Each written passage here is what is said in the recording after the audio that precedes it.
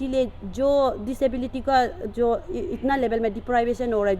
जो हम लोग को डिस्क्रिमिनेशन हो रहा है, वो हम लोग खुद डिप्राइव लोग ही समझ सकता है। जो मेरा उन लोग से यही क्वेश्चन है कि हम सुबह से बाहर रुक रहे हैं, तो वो लोग इतना जेन्यून केस को कैसा ऐसा इग्नोर कर सकता है। वो भी अभी बात नहीं है, वो लोग क्या बाद में मुझे अपॉइंटमेंट देने का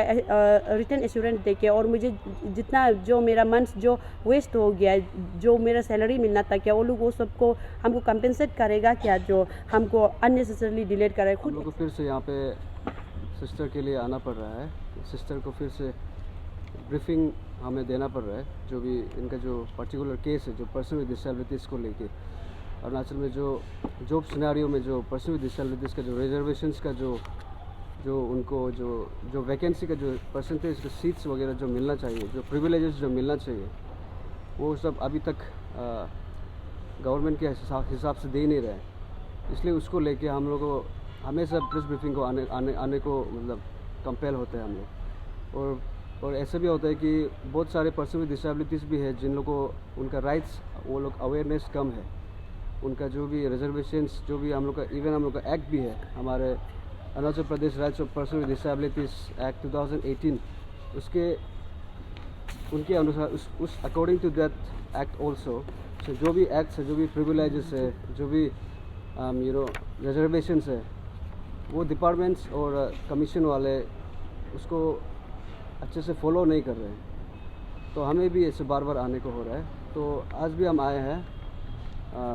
इसी चीज़ को आप लोगों को फॉलो अप देने के लिए। तो हमारा सिस्टर आपको फर्दर आपको ब्रीफिंग देना चाहते हैं। तो गुड इवनिंग मीडिया फ्रेटर्निटी और पीपल ऑफ अरुणाचल। अभी हम मतलब मेरा केस के लिए फिर से दोबारा यहाँ मीडिया में कंपेल होके आना पड़ रहा है इसका। तो मैं अभी मेरा genesis of my fight for PWD rights in government jobs को हाईलाइट करेगा ब्रीफली ना पहले। तो 2026 नवंबर को 18 को जब लेक्चरर पॉलिटेक्निक का एडवर्टाइजमेंट निकला था, उसमें भी PWD रिजर्वेशन नहीं देने की वजह से वहाँ से शुरू हुआ था मेरा फाइट जो। तो उसमें रिजर्वेशन के लिए पर्सन विद डिसेबिलिटी के लिए जो रिजर्वेशन होना चाहिए बोल के जब मैंने फ़ाइट किया था, मेरे फाइट का थ्रू से रिजर्वेशन होना बोल के प्रूव हो गया था। फिर उसके बाद मुझे 5 अप्रैल 2019 को भी JE पावर डिपार्टमेंट में रिजर्वेशन पर्सन विद डिसेबिलिटी को फिर से डिप्राइव किया गया, रिजर्वेशन नहीं दिया हुआ था। तो उसमें भी फाइट करके 3 सीट होना है बोल के प्रूव कर दिया था मैंने। और इसका बाद इस बार का एग्ज़ाम जो हुआ था उसमें उसका एडवर्टाइजमेंट जो 3 मई 2021 को जब एडवर्टाइजमेंट आया था, उसमें भी पर्सन विद डिसेबिलिटी को फिर से दोबारा डिप्राइव किया सेम डिपार्टमेंट ने, पावर डिपार्टमेंट ने। जब वो JE टाइम में भी उसको उन लोगों को प्रूव कर दिया कि रिजर्वेशन को लेके वो लोग पर्सन विद डिसेबिलिटी का रिजर्वेशन को लेके वो लोग जो उनका रिक्रूटमेंट रूल में उसको वो लोग जो 2018 का रूल्स को अप्लाई करके रिजर्वेशन को 4% कैलकुलेट करके लेना है बोल के उन लोगों को ऑलरेडी इंस्ट्रक्शन दे चुका जाने के बाद भी वो लोग जो सेम चीज़ सेम मिस्टेक पावर डिपार्टमेंट में भी वो लोगों ने एडवर्टाइजमेंट में पर्सन विद डिसेबिलिटी का नहीं दिया, उसके लिए भी फिर रिपीटेडली फाइट करना पड़ा। तो इसी तरह से हर बार पर्सन विद डिसेबिलिटी के लिए सीट क्रिएशन के लिए कोई फिजिकली डिसेबल पर्सन कैसे खुद से बार बार गवर्नमेंट से, कंसर्न अथॉरिटी से, कंसर्न डिपार्टमेंट से, कमीशन से जाके अप्रोच करते रहेगा ना। तो इसको भी गवर्नमेंट लोग क्यों नेगलेक्ट कर रहा है। इसलिए हम चाहता है कि ये जो रिजर्वेशन वाला जो भी पोस्ट अभी क्वेश्चन है उसको फाइट करने नहीं पड़ के वो लोग खुद से अपना जो रूल को ड्यूटी को वो लोग करके पर्सन विद डिसेबिलिटी का राइट्स एंड रेगुलेशन को फॉलो करके जो रिजर्वेशन देना चाहिए वो लोग देना चाहिए। कंसर्न डिपार्टमेंट और कमीशन को एडवर्टाइजमेंट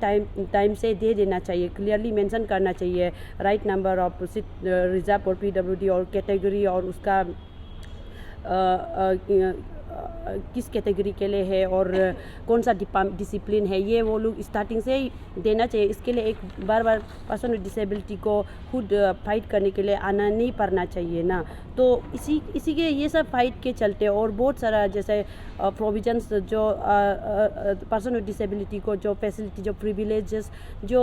कमीशन को और कंसर्न डिपार्टमेंट को देना चाहिए था जो नहीं मिलने पर उसके लिए भी मुझे बार बार कमीशन को अप्रोच करना पड़ा, चीफ सेक्रेटरी लेवल में भी अप्रोच करना पड़ा। कंटिन्यूस अप्रोच करने के बाद ही कमीशन वाला ने तो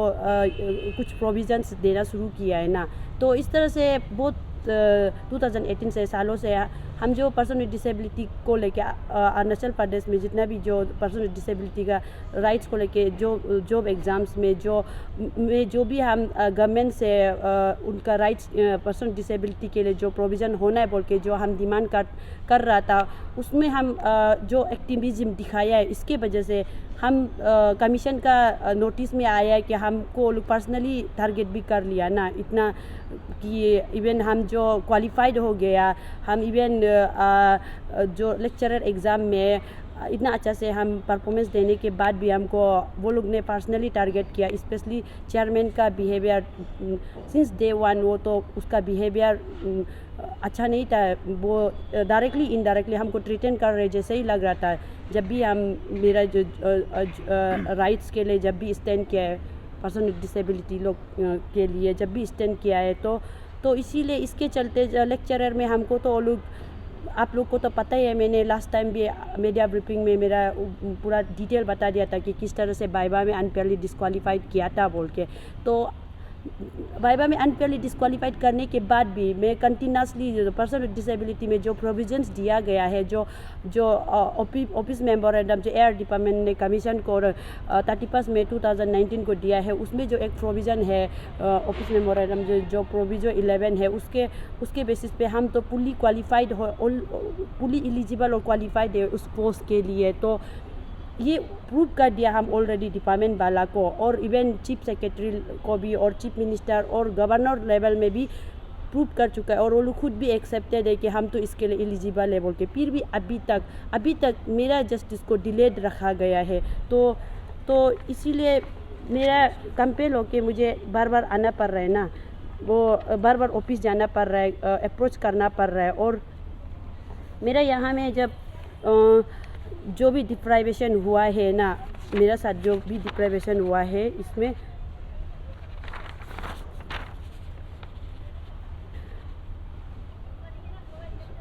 मेरा ground of fight has been prove genuine and justifiable long before the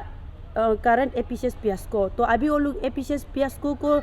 और एब्सेंस ऑफ चेयरमैन को एक एक्सक्यूज़ बना के मुझे मेरा जस्टिस डिले कर रहा है वो लोग फिर से, जबकि मेरा केस तो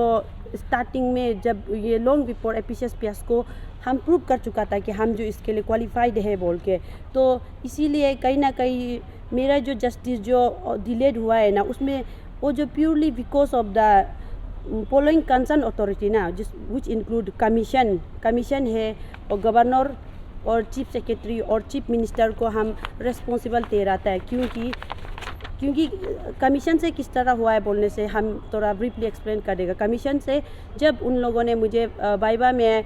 कम मार्क्स इंटेंशनली कम मार्क्स देके वाइवा में हमको डिस्क्वालीफाइड किया था, फिर भी मैंने ऑफिस मेमोरेंडम में जो relaxation of standard of suitability को क्लेम करके मैं फुली इसके लिए एलिजिबल है प्रूव करने का बाद भी कमीशन ने रिपीटेडली मतलब हमको डिप्राइव किया है। वो लोग ने उन लोग को प्रूव करने का बाद भी उन लोग ने बोला कि उन लोग से गलती तो हो गया तो फ्यूचर में रेक्टिफाई करेगा, लेकिन एग्ज़ाम रिकंडक्ट एग्ज़ाम को बाद में फिर से एडवर्टाइजमेंट कर देगा, ऐसे ही बोला। जबकि मैं ऑलरेडी क्वालिफाइड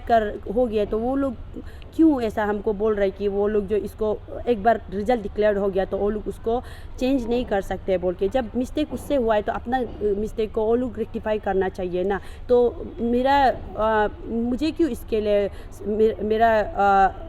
मेरा हक को वो लोग छीन रहे हैं, मेरा राइट्स को वो लोग डिप्राइव कर रहे हैं ना। तो इसलिए कमीशन वाला लोग ने जिस तरह से हमको डिप्राइव करने का बाद तो मेरा पास तो सबसे ज़्यादा होप था कि गवर्नर मेरे लिए मतलब हमको जस्टिस दिलाएगा, हम ऐसे सोचा। इसलिए सबसे पहले हम गवर्नर को अप्रोच किया था। तो गवर्नर को जब हम पास लेटर दिया था तो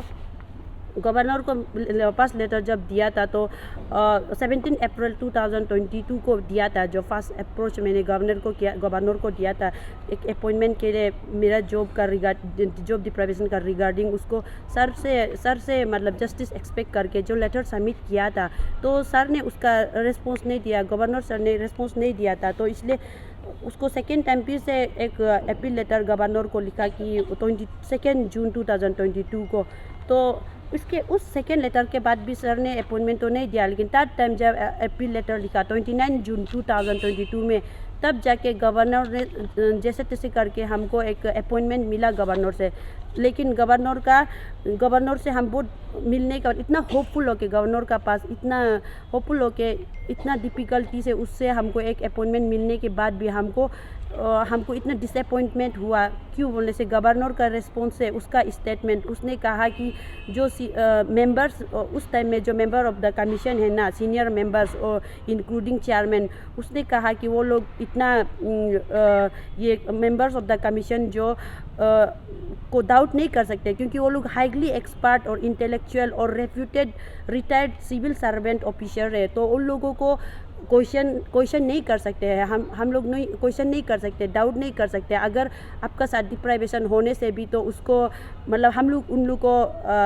लोगों को इसके लिए रिस्पॉन्सिबल ठहराया नहीं जा सकते हैं बोल के वो उन लोग का साइड में उल्टा बोला। फिर भी उसको मैंने गवर्नर सर से पूछा तो सर आपको मेरा वैलिड नहीं है लगता है क्या? सर ने बोला कि मेरा हाँ प्रोविज़न तो मैंने जो क्लेम किया वो तो वैलिड है, लेकिन कहीं ना कहीं तो जो नेग्लिजेंस तो कमीशन का तरफ से हुआ है तो उसको अभी कोर्ट केस करो कि उसका पास तो कोई पावर नहीं है या कोई अथॉरिटी नहीं है कि कमीशन जैसा जो एक ऑटोनोमस बॉडी है उसको इंस्ट्रक्शन देने का, ऑर्डर देने का, इसीलिए कोई पावर अथॉरिटी नहीं है बोल के गवर्नर के ऐसे कहने पर मैंने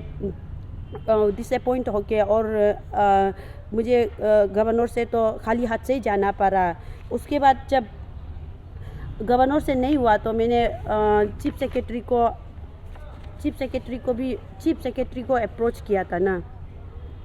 चीफ सेक्रेटरी को अप्रोच किया था तो चीफ सेक्रेटरी को जब स्टार्टिंग में अप्रोच किया था तो उन्होंने भी बोला था कि मेरा जो एकदम जेन्युइन केस है और इतना लेवल में डिप्राइवेशन कैसे कर सकता है, उनके कमीशन को इतना कंडेम कर रहा था ना कि ये कमीशन क्यों ऐसा किया बोल के। उसके बाद उन्होंने एश्योरेंस दिया था कि 15 डेज़ का विदिन में वो हमको मेरा जस्टिस दिलाएगा बोल के। फिर देखा है तो चीफ सेक्रेटरी भी 15 डेज़ का बाद वापस आए तो हमको मिल ही नहीं रहा है और अगले वीक और अगले मंथ ऐसा करके एक्सक्यूज़ देने लग गया। फिर बाद में हम रिपीटेडली आने का कोशिश किया तो वो मेरा विजिट्स को टोटली अवॉइड कर रहा है और हमको वो कन्फ्रंट नहीं कर सक रहा है। ऐसा क्यों हो रहा है हम नहीं पता। चीफ सेक्रेटरी भी अपना ड्यूटी को नहीं कर रहा है जबकि उसको पता है कि डिस्क्रिमिनेशन हो रहा है, मेरे साथ डिप्राइवेशन हो रहा है, फिर भी वो इग्नोर क्यों कर रहा है जब स्टार्टिंग में वो सपोर्ट देने के लिए एश्योरेंस देने के बाद। और उसका चीफ सेक्रेटरी से ऐसा रिस्पॉन्स मिलने के बाद मेरे पास तो अभी और ऑप्शन नहीं था, तो इसलिए मैं चीफ मिनिस्टर को अप्रोच किया है। तो चीफ मिनिस्टर को जब स्टार्टिंग में अप्रोच किया था तो चीफ मिनिस्टर को लेटर सबमिट किया था तो मैंने ये 4 जुलाई 2022 को दिया था। वो भी देखो एपिसेस पियास्को से पहले। एपिसेस पियास्को तो सितंबर मंथ से शुरू हुआ है ना, उससे तो एपिसेस पियास्को से कहीं मंथ्स पहले ही हम ये सारा कंसर्न अथॉरिटीज़ को मैंने अप्रोच किया है। तो चीफ सेक्रेटरी ने भी चीफ मिनिस्टर को जब मैंने 4 जुलाई को 22 में अपील लेटर लिखा था तो उन्होंने रिस्पॉन्स नहीं दिया। फिर मैंने उसको रिमाइंडर लेटर 4 टाइम्स लिखा। 21 अक्टूबर तक हम 2022 में 21 अक्टूबर 2020 तक मैं उसे 4 टाइम्स अपील लेटर सबमिट कर चुका था, पर भी हमको आज तक कोई अपॉइंटमेंट नहीं मिला चीफ मिनिस्टर से। तो इसीलिए उससे चीफ मिनिस्टर से मिलने नहीं मिला तो कमिश्नर टू सीएम जो हमको एश्योरेंस दिया था बार बार मेरा अप्रोच करने पर कि वो जो मेरा केस तो जेन्युइन है, तो वो जो मेरा मैटर को टेकअप करेगा और सीएम का बिहाफ में वो टेकअप करके और वो इंस्ट्रक्शन देगा, कमीशन को इंस्ट्रक्शन देगा कि वो मेरा जस्टिस जो मेरा जो अपॉइंटमेंट है जल्दी करा दो बोल के। तो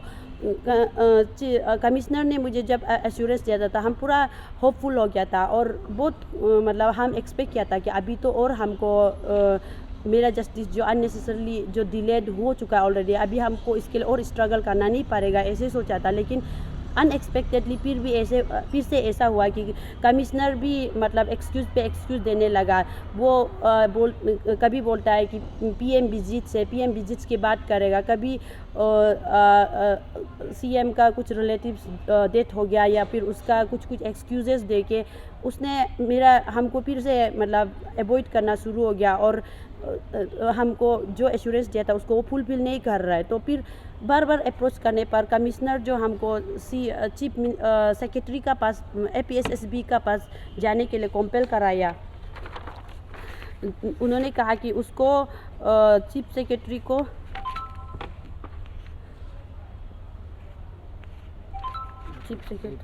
APSSB secretary. APSSB secretary. More commissioners. Support officer. तो उन्होंने chief secretary chief commissioner to chief minister ने APSSB का सेक्रेटरी को मेरा मैटर को टेकअप करने के लिए दिया है बोल के उसने मुझे उसके पास भेजा, लेकिन चीफ सेक्रेटरी टू APSSB को 3 टाइम्स हम मिल चुका है। और ये रिसेंटली ये 30 ऑफ दिस नवंबर मंथ भी हम उसको मिला है। तब भी चीफ सेक्रेटरी ने सेक्रेटरी APSSB ने रिपीटेडली यही कहा है कि वो ये इसमें डिसीजन वो नहीं लेना चाहता है, वो कोई भी डिसीजन लेना नहीं चाहता जब तक कमीशन चेयरमैन खुद आके डिसीजन नहीं लेगा, वो लेना नहीं चाहता है बोल के। तो अगर वो डिसीजन ले नहीं सकता है तो कमिश्नर से मेरा एक क्वेश्चन है ना सर, आप जो क्यों मुझे बार बार APSSB सेक्रेटरी का पास भेज रहा है, जबकि वो सेम चीज़ बार बार बोल रहा है। और आप बोलता है कि हम आपको तो आप मिलने नहीं मिल रहा है, लेकिन आपका स्टाफ का थ्रू से जब हम आपको मैसेज देता है कि सेक्रेटरी APSSB जो वो ये मैटर में डिसीजन लेना नहीं चाहता है, चेयरमैन आने से करेगा, और फिर आप बोलता है कि अगले वीक फिर से उसके पास जाओ, वो कर देगा, इस बार तो कर दिया होगा, ऐसे बोल के हमको रिपीटेडली उसका पास ही भेजा जा रहा है। लेकिन जब भी APSSB सेक्रेटरी तो नहीं कर रहा है। और कमिश्नर सर ने मुझे ये भी बोला था कि APSSB सेक्रेटरी जो अगर एक्शन नहीं ले रहा है तो, और चेयरमैन का एब्सेंस में चेयरमैन एब्सेंस है ऐसा अगर एक्सक्यूज़ दे रहे तो हम लोग भी अभी क्या कर सकते हैं। ऐसे जब कमीशन ने बोला था और हम लोग रिक्वेस्ट किया था, सर मेरा इसमें क्या गलती है, अगर चेयरमैन नहीं है तो अभी APSSB को चल रहा है तो इसमें मेरा क्या गलती है, जबकि मेरा केस तो इतना अप्रैल मंथ से हम जो फाइट कर रहे हैं ना, तो अभी ये ऑलमोस्ट 1 ईयर होने वाला है। तो फिर कैसा APSSB को से क्या लेना देना, जब उस टाइम में आप लोग अगर राइट टाइम में राइट रेस्पॉन्स देने से आज मेरा ये डिप्राइवेशन नहीं होना था। अभी तक तो हमको जस्टिस मिल चुका होना था, ये APSSB को आने से पहले मिल चुका होना था। फिर ऐसा मैंने जब कमिश्नर को रिक्वेस्ट किया था तो कमिश्नर ने ऐसा कहा था कि वो कुछ भी करना तो चाहता है बहुत कुछ, लेकिन कर नहीं पा रहा है बोल के। तो इसलिए उसको बोला था कि सर मेरा केस तो जेन्युइन है, और APSSB को होने पर भी अगर आप लोग चाहो तो हमको स्पेशल ग्राउंड में कंसिडर करके हमको अपॉइंट कर सकते हैं। ऐसा जब हम लोग ने उसको रिक्वेस्ट किया था, सर ने बोला था कि अगर ऐसा कोई प्रोविज़न है तो वो क्यों नहीं करेगा, ज़रूर करेगा, ऐसा भी कोई प्रोविज़न है तो लेके आओ बोल के उन्होंने खुद बोला था। इसीलिए मैंने फिर से हेल्पलेस होके, कुछ मेरा पास ऑप्शन नहीं था, तो फिर से बहुत रिसर्च किया और पता चला कि आर्टिकल 316 में 16 सब क्लोज A ऑफ क्लोज 1 में क्लियरली लिखा गया कि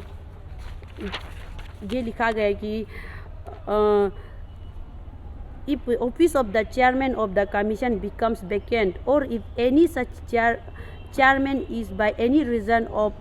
absence or for any other reason is unable to perform the duties of his office, those duties shall be performed by one of the member of the commission whom governor may appoint for the purpose। तो ये clearly इसमें लिखा गया कि अगर chairman नहीं होने से भी वो अभी वन ऑफ द मेंबर जो कमीशन का वो कर सकता है बोल के। और कमीशन में भी मेंबर को भी हम खुद मिलने भी गया है, तो मेंबर भी खुद बोला है वहाँ का मेंबर तो अभी तक वो जो मेंबर एग्जिस्टिंग मेंबर है उन्होंने भी खुद बोला है कि मेरे साथ इनजस्टिस हुआ है। जो पहले लॉन्ग बिफोर ये APSSB को जब मेरा ये इशू हुआ था कि मेरा जॉब डिप्राइवेशन हुआ है बोल के, हम जब कमीशन को रिप्रेजेंटेशन सबमिट किया था कि हमको मेरा सिलेक्शन दे दो क्योंकि हम इसमें फुली एलिजिबल है बोल के क्लेम किया था, और प्रूफ सबमिट किया था कि हम जो रिलैक्सेशन ऑफ स्टैंडर्ड और सुइटेबिलिटी का हिसाब से हम फुली क्वालिफाइड है बोल के और डिजर्विंग APST कैंडिडेट है बोल के सबमिट किया था। तो उन्होंने खुद मेंबर भी बोला है, और सेक्रेटरी APSB का सेक्रेटरी भी उस टाइम में मेरा हमको लेके बहुत वो भी मेरा पेपर में बोल रहा था कि ऑलरेडी हम तो क्वालिफाइड है, जेन्युइन कैंडिडेट है, तो क्यों नहीं दिया गया बोल के। तो उन लोग भी जब बोर्ड मेंबर मीटिंग होता है तो वो लोग अपना सजेशन में भी लिखा था बोलता है, वो लोग अपना ओपिनियन भी दिया था बोलता है कि ये लड़की को तो उसको इनजस्टिस नहीं कर देना चाहिए, उसका राइट को दे देना चाहिए, उसको सेलेक्ट कर देना चाहिए। पर भी फाइनली किसका पावर ज़्यादा इन्फ्लुएंस होता है तो वो तो चेयरमैन का ही होता है ना। चेयरमैन तो पॉलिटिकली अपॉइंटेड चेयरमैन है, इसलिए वो तो अपना पावर मिसयूज़ करके स्टार्टिंग से वो तो हमको इतना मतलब उसका बिहेवियर से वो जो इतना डायरेक्टली इनडायरेक्टली हमको ट्रीटेंड कर रहे हैं जैसे ताकि फ्यूचर में कभी जॉब मिलने नहीं देगा इसे टाइप से। तो चेयरमैन का ही मतलब अल्टीमेट डिसीजन को वो लोग एक्सेप्ट करके हमको वो लोग अनविलिंगली हमको वो लोग जो डिस्क्वालीफाइड होने देना पड़ा बोल के पता चला है। तो अभी इवन कमीशन का अंदर पता है कि हम फुली एलिजिबल है, तो फिर और क्या चाहिए जो चीफ मिनिस्टर को और चीफ सेक्रेटरी लोग को, चीफ गवर्नर लोग को, जो उन लोगों को क्या हिंड्रेंसेस हो रहा है, क्या इतना प्रॉब्लम हो रहा है कि हमको मेरा हक देने में, मेरा राइट देने में उन लोग को क्यों इतना सोचना पड़ रहा है। जब कुछ वो लोग कुछ गलत काम करता है, कोई किसी को पेपर में जॉब देता है, तब वो लोग को कुछ सोचना नहीं पड़ता है, तब वो रूल रेगुलेशन के बारे में नहीं सोचता है। लेकिन आज जब मेरा हक को देने में, मेरा राइट को हमको देने में उसको इतना आगे पीछे क्यों सोचना पड़ रहा है, किस लिए, क्यों, वो भी क्या चेयरमैन का इन्फ्लुएंस में आके, चेयरमैन जो पॉलिटिकली अपॉइंटेड चेयरमैन है, इसलिए वो जो पॉलिटिकली अपॉइंट होकर चेयरमैन बना है तो इसलिए उसका पावर में इन्फ्लुएंस है क्या, वो चीफ मिनिस्टर भी, गवर्नर भी, क्या वो भी चेयरमैन का अंडर में आता है क्या, उसका लिंक में है क्या जो हमको इस तरह से डिप्राइव कर रहा है, मेरा ये क्वेश्चन है ना। तो उसका बाद चीफ मिनिस्टर से भी ये कमिश्नर टू सी, और एक तो उसमें प्रोविज़न भी है वो आर्टिकल 163 में, जिसमें क्लियरली बोला है कि Council of Minister with the Chief Minister at the head to aid and advise the Governor in exercise of his function. तो then why CM is not taking वो जो नेसेसरी एक्शन क्यों नहीं ले रहा है अभी, वो मेरा मैटर को लेके वो क्यों गवर्नर को एडवाइस नहीं कर रहा है कि उसका ये जो आर्टिकल 316 का अंडर में जो प्रोविज़न है जो उसको इम्प्लीमेंट करने के लिए क्यों वो गवर्नर को एड एंड एडवाइस नहीं कर रहे और क्यों हमको सिलेक्शन नहीं दे रहा है अभी तक। और उसके बाद अगर गवर्नर से तो अभी हम इस अप्रोच को लेके आर्टिकल 316 को लेके गवर्नर को भी हम दोबारा लेटर लिखा है, तो उसको गवर्नर को भी जब दोबारा लेटर लिखा था तो 9 नवंबर 2022 को हम गवर्नर को फिर से री अप्रोच किया है। लास्ट टाइम तो उससे डिसअपॉइंट हो गया था, लेकिन फिर भी अभी तो लास्ट टाइम गवर्नर ने बोला था ना कि उसका पास कोई पावर नहीं, अथॉरिटी नहीं। अभी तो इस आर्टिकल 316 से तो उसका स्टेटमेंट से तो गवर्नर का पावर आ गया, उसका फंक्शन आ गया, तो इसलिए हम उसको ये अप्रोच लेके दोबारा वापस गया। हम फिर भी होप किया कि गवर्नर उस टाइम में जैसे भी मतलब हमको डिसअपॉइंटेड कर रहा होने से भी शायद इस बार वो तो उस टाइम का को याद करके हमको कंसिडर करेगा कि हाँ ये लड़की का साथ तो इतना लेवल में इनजस्टिस हुआ। हम खुद उसको बोला था कि तुम्हारे साथ तो ये डिप्राइवेशन हुआ है और तुमको जस्टिस मिलना चाहिए, इसलिए तुम कोर्ट केस करो, और हम तो चाहते हुए भी कुछ नहीं कर सकते ऐसा बोला। तो इस बार ज़रूर कर देगा ऐसा सोच के हम अभी उसका पास पावर है इस आर्टिकल 316 से, वो तो उसका पास अभी अथॉरिटी आ जाता है कि वो one of the member of commission को वो जो अपॉइंट कर सकता है, वो चेयरमैन का ड्यूटीज़ को टेम्पोरेरीली करने के लिए वो अपॉइंट कर सकता है बोल के प्रोविज़न है बोल के। इसलिए हम जो एक रिप्रेजेंटेशन पीस है लिख के गवर्नर को भी दिया है, लेकिन उसमें रेस्पॉन्स नहीं मिला था, इसलिए हम फिर दोबारा रिमाइंडर लेटर गवर्नर को 14 नवंबर 2022 को हम उसको दिया था लेटर। और उस दिन मैंने पूरा सुबह से लेकर शाम तक वेट किया गवर्नर से मिलने के लिए, लेकिन फिर से गवर्नर तो मिला ही नहीं। गवर्नर तो था लेकिन नहीं मिला। फिर बार बार रिक्वेस्ट करने पर उसमें सेक्रेटरी भी था, लेकिन सेक्रेटरी तो सुबह से शाम तक था, लेकिन फिर वो भी नहीं मिला। वो शाम को अपना पर्सनल कुछ प्रॉब्लम का वजह से वो आउट ऑफ स्टेशन चला गया। तो इसलिए मेरा उन लोग से यही क्वेश्चन है कि हम सुबह से बाहर रुक रहे हैं, तो वो लोग इतना जेन्युइन केस को कैसा ऐसा इग्नोर कर सकता है। वो भी अभी बात नहीं है, इतना महीनों से हम आ रहे कंटिन्यूसली, और हमको क्यों वो लोग ऐसा नेग्लेक्ट कर सकता है, क्यों वो लोग इतना मतलब ज़रा भी उन लोग को फील नहीं आता है कि उन लोग को मेरा तकलीफ़ को, मेरा स्ट्रगल को वो लोग क्यों मतलब महसूस नहीं कर पा रहे ना। तो बात ये है कि उसका बाद मेरा बार बार ऐसा अप्रोच करने पर और जाने दिल नहीं था आज गवर्नर से मिलने बगैर, तो इसलिए जॉइंट सेक्रेटरी को कंपेल होकर हमसे मिलना पड़ा था। और जब उसने लेटली इवनिंग को जब उसने मुझे मिला था, तब उसने ये एश्योरेंस दिया था कि उसने मेरा अपील लेटर को, मेरा रिप्रेजेंटेशन को पढ़ा था। उसके बाद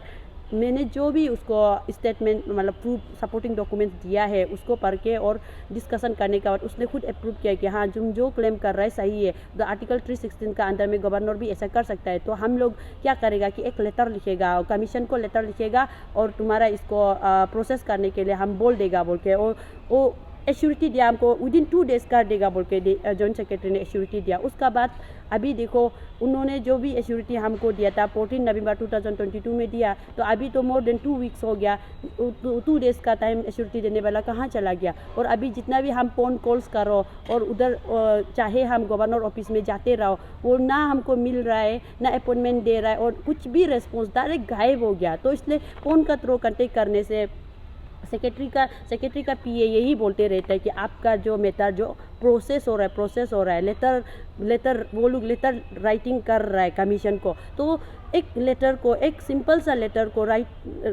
राइटिंग को इतना टाइम लगता है क्या, जो मोर देन 2 वीक्स लग गया अभी, और कितना इसको एक लेटर राइटिंग करने के लिए और कितना टाइम चाहिए। तो ऐसा करके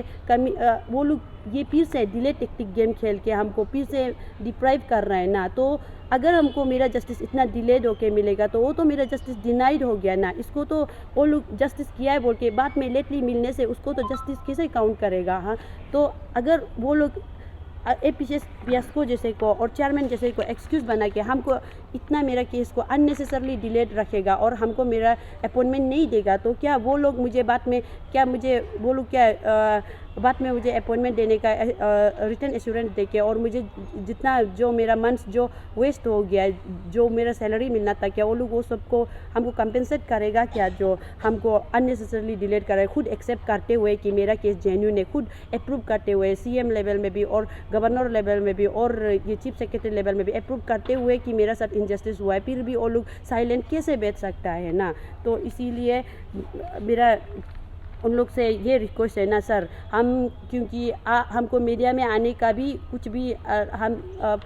हमको अच्छा नहीं लगता है मीडिया में आने के लिए भी, क्योंकि हम खुद बहुत डिसलाइक करता है ये मीडिया में आना और पब्लिक स्पीकिंग एंजाइटी से हम भी बहुत सफ़र करता है, क्योंकि हम इंट्रोवर्ट टाइप है, हम बहुत इंट्रोवर्ट नेचर का है, तो बचपन से इंट्रोवर्ट नेचर था। और हमको आज जो भी हम इतना पब्लिसिटी होना पड़ रहा है, इतना पब्लिक का सामने आना पड़ रहा है, मीडिया का सामने आना पड़ रहा है, ये सब क्यों हो रहा है? ये आपका ये जो कंसर्न अथॉरिटी है, चीफ मिनिस्टर, चीफ सेक्रेटरी और गवर्नर, आप लोगों ही हमको कंपेल कर रहे हैं, क्योंकि आप लोग मेरा केस को सीरियसली नहीं ले रहे, इतना इग्नोर कर रहे हैं हमको ना, इसका वजह से हो रहा है। तो अभी इतना सब कुछ होने का बाद मेरा केस के लिए तो कंपेल होके लास्ट में कल जो रैली होने जा रहा है उसमें मेरा भी पॉइंट्स रखा है।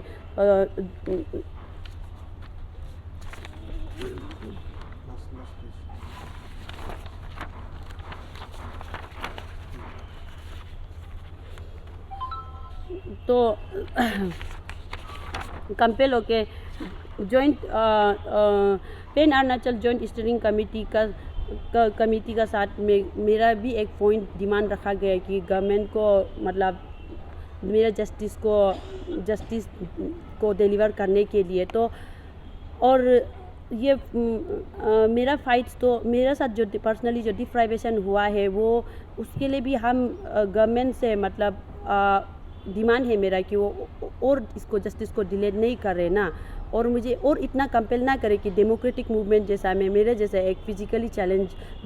जिसको मोबिलिटी में मूवमेंट में इतना लिमिटेशन इतना तकलीफ होता है उसको कंपेल होके उसको रैली में पार्टिसिपेट करना पड़े, डेमोक्रेटिक मूवमेंट जैसा मतलब अप्रोच लेना पड़े ना, क्योंकि जो चीज़ हम करना नहीं चाहता था वो सब करने के लिए हमको कंपेल होना पड़ रहा है अभी। तो आप लोग क्यों मेरा एक अपॉइंटमेंट जो चीफ मिनिस्टर देना चाहता है वो नहीं दे सकता, एक रिप्लाई नहीं दे सकता है मेरा लेटर का। तो इसीलिए और बाकी जो pan Arunachal joint steering committee APCS जो भी लोग जो अभी ये करप्शन का अगेंस्ट पेपर लीकेज इशू का अगेंस्ट में फाइट कर रहा है उसको भी हम पर्सनली सपोर्ट करता है, क्योंकि ये सिर्फ मेरा केस नहीं है, मेरा डिप्राइवेशन केस नहीं है, सबका डिप्राइवेशन है। जो भी जेन्युइन एस्पिरेंट है, जेन्युइन कैंडिडेट, जो डिज़र्विंग कैंडिडेट है, उन सबका साथ इनजस्टिस हुआ है। और कमीशन का मल प्रैक्टिसेस का वजह से ये पेपर लीकेज से पता चला है। तो इसीलिए ग्यामर फादंग जैसे और तेची पुरु सर जैसे लोग से तो हम थैंकफुल है, और सबको थैंकफुल होना चाहिए, क्योंकि उन लोगों का वजह से जितना भी thousands of aspirant, genuine aspirants, जो कैंडिडेट्स, जो लोग डिप्राइव हुआ है नोइंगली अननोइंगली, किसी को तो पता भी नहीं था, वो तो सोचा कि हम शायद कैपेबल नहीं होके नहीं सकता होगा। लेकिन जिस दिन उस ग्यामर फादंग सर के लिए डोनेशन ड्राइव किया था, उस दिन बहुत लोग ग्यामर फादंग सर को इतना विलिंगली डोनेशन दे रहा था, और मैक्सिमम लोग अपना एंगर दिखा रहा था। वो लोग ये बता रहा था कि एक्स्ट्रा चीज को आप जोड़ दीजिए, आप अपना पॉइंट पे बात हो जाएगा। सबको रिक्वेस्ट करो रैली में आने के लिए,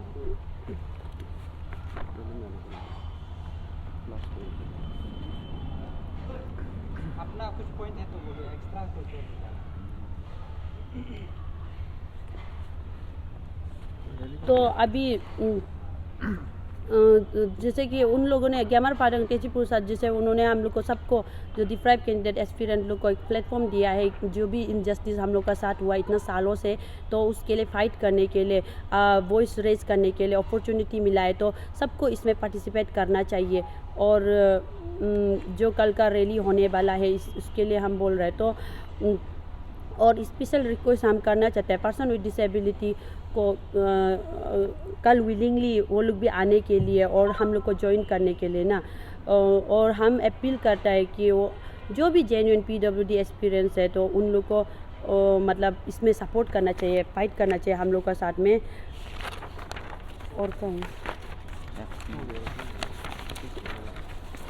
तो क्योंकि ये पर्सन विद डिसेबिलिटी का साथ में, स्पेशली पर्सन विद डिसेबिलिटी जो अब अरुणाचल प्रदेश, मैंने पहले से जितना भी मैंने रिजर्वेशन के लिए फ़ाइट किया है, उससे मुझे पता चला कि मतलब सबसे ज़्यादा तो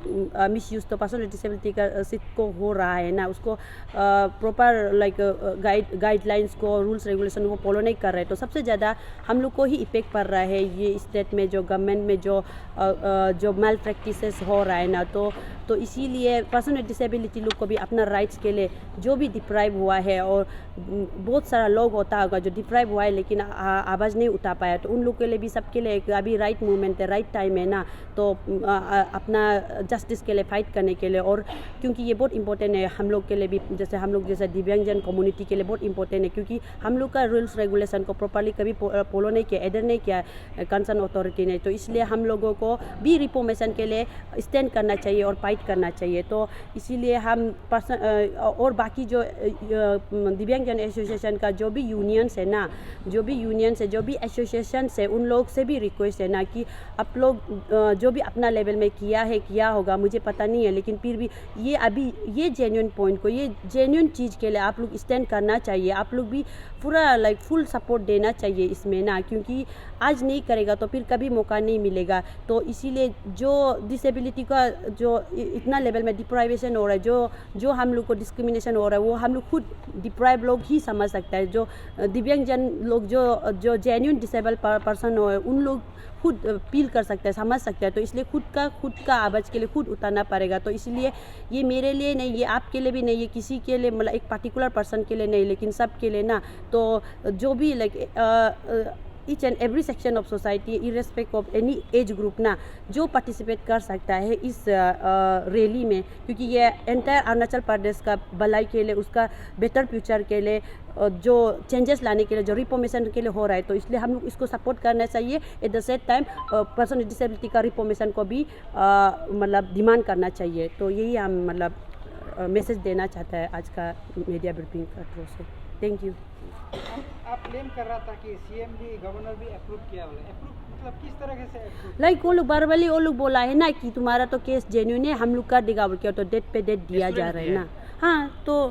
बारबाली एश्योरेंस हो, हाँ, नहीं होता ना, जस्ट लेकिन मेरा तो पूरा फुल एविडेंट है ना कि हम जो वो है बोल के, मेरा जो क्वालिफाइड है बोल के ना। आप ये जो आर्टिकल 361 जो गवर्नर, मतलब आप बोला कि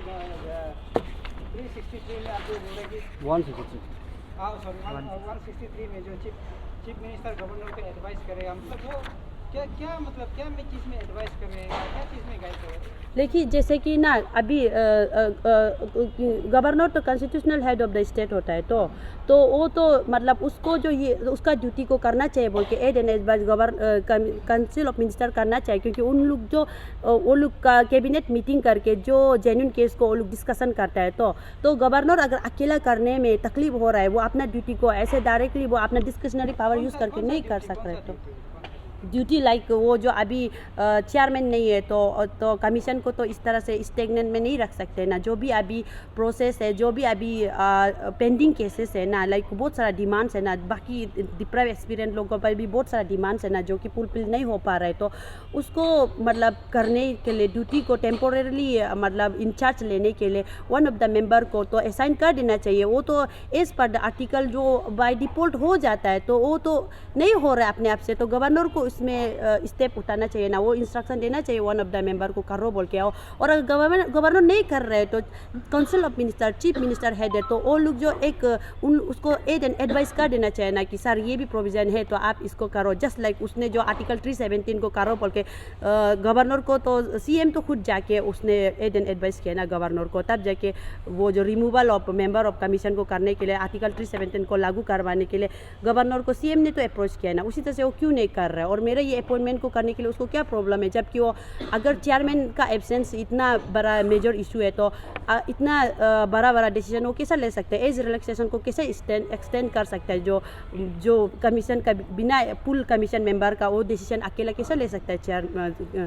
चीफ मिनिस्टर। हाँ, तो इसका मतलब उसका ही कंट्रोल में है ना, वही मतलब मेन डिसीजन मेकर है ना, तो वो क्यों मेरा केस में जो ऐसा मतलब बेसलेस रीज़न दे रहा है कि इसका वजह से, जबकि वो लोग खुद समझना चाहिए कि एपीसीएस पियास्को से पहले से ये लड़की कर रहा था, तो उस टाइम में हम लोग नेग्लेक्ट किया, हम लोग का गलती है, हम लोग उस टाइम में सीरियस लेने से। आपको पता है कमिश्नर इंडिपेंडेंट होता है, गवर्नर भी इतना एडवाइस नहीं कर सकता है, इवन सीएम भी इतना नहीं कर सकता है, उसमें डायरेक्ट प्रेसिडेंट से कमिश्नर का साथ लिंक हो। कमिश्नर का जो अपॉइंटमेंट नहीं, अब जब कमिश्नर एपीसीएस कमीशन जब अपॉइंटमेंट नहीं दिया है तो गवर्नर कैसे अपॉइंटमेंट दे सकता है? इसमें ये बात है सर, इसमें ये बहुत क्लियर होना है, आप लोगों को ना सबको क्लियर होना है। अकॉर्डिंग टू आर्टिकल 316 ना, अभी एग्ज़ाम प्रोसीडिंग्स को छोड़ के जो भी पेंडिंग वर्क्स है, जैसे किसी बहुत सारों का एग्ज़ाम्स कैंसिल नहीं हुआ है, जैसे कि और लाइकवाइज सिस्टर का भी सिमिलर केसेस भी है, सिस्टर का भी है,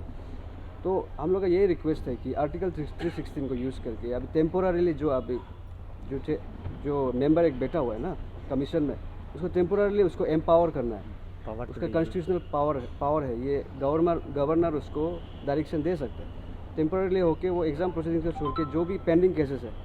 उसको झट से वो सोल्व कर सकता है, उस पर कुछ प्रॉब्लम नहीं। पेंडिंग केसेस है लेकिन इसको तो ऑलरेडी रिजेक्ट कर चुका है ना, जो उसको अपॉइंटमेंट ही नहीं दिया है,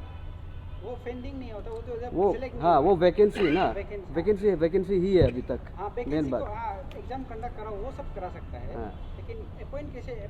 दे सकता है? ये अपॉइंटमेंट रिक्रूटिंग एजेंसी वाले ना, वो लोग रिक्रूट करता है ना,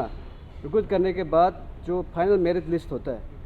उसमें तो सेक्रेटरी का सिग्नेचर लेता है, तो हो गया, बस वही है अपॉइंटमेंट। मेरिट लिस्ट को तो अपॉइंटमेंट करेगा ना, तो हम मेरिट में तो आता है ना सर, ऐसा नहीं कि हम मेरिट में नहीं आता, हम पेवर करो तो नहीं मांग रहे ना, हमको कुछ भी मतलब वो हम ब्राइब सिस्टम का बात तो नहीं कर रहे ना, हम जो उसको कोई किसी का सिफारिश पे कर रहे हो ऐसा नहीं बोल रहे ना, हम तो क्वालिफाइड था, हमको चेयरमैन ने डिस्क्वालीफाइड किया है तो हम प्रूव कर दिया कि हम मेरिट लिस्ट में आता है, तो क्यों हमको मेरा राइट वो हमको जो मेरा सिलेक्शन जो मिलना चाहिए नहीं दे रहा अभी तक। इसलिए जो डिसेबिलिटी का जो इतना लेवल में डिप्राइवेशन हो रहा है, जो हम लोग को डिस्क्रिमिनेशन हो रहा है, वो हम लोग खुद डिप्राइव लोग ही समझ सकता है। जो